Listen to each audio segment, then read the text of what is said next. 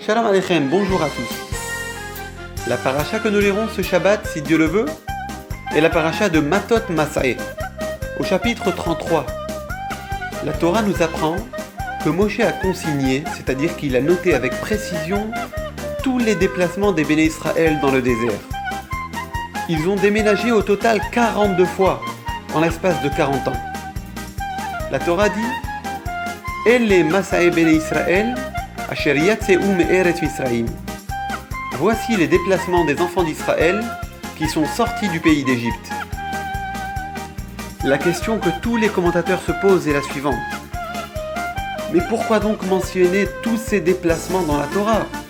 50 Pesukim, 50 versets. La Torah n'est-elle pas habituellement avare de mots ? Nos sages disent qu'il était en fait important de faire passer un grand message. Depuis notre naissance, la vie est un voyage permanent. Nous passons de l'enfance à l'adolescence, de l'adolescence à l'âge adulte, de l'âge adulte à la vieillesse, et puis ça continue dans le monde d'en haut. Nous traversons les saisons chaque année, l'été, l'automne, l'hiver, le printemps, et puis on recommence. Mais il faut savoir que rien, absolument rien ne nous arrive par hasard. À chaque moment de notre vie, nous avons une leçon à apprendre. Et parfois, un événement se répète car la leçon n'a pas été comprise. Certains épisodes sont plus marquants que d'autres, comme d'aller à l'école pour la première fois, puis le passage au collège, au lycée, l'examen du baccalauréat, commencer une carrière, fonder une famille, avoir des enfants, décrocher l'emploi dont on a toujours rêvé, ou même réussir à concrétiser un projet. Mais il y aura toujours des expériences inattendues.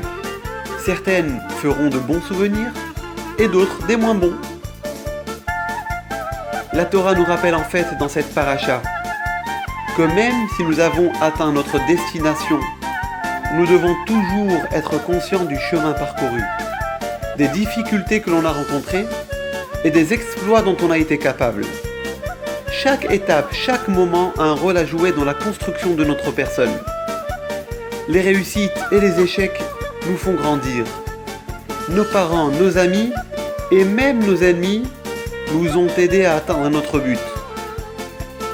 Alors mes amis, gardons la Emouna, la foi, que cet exil est nécessaire.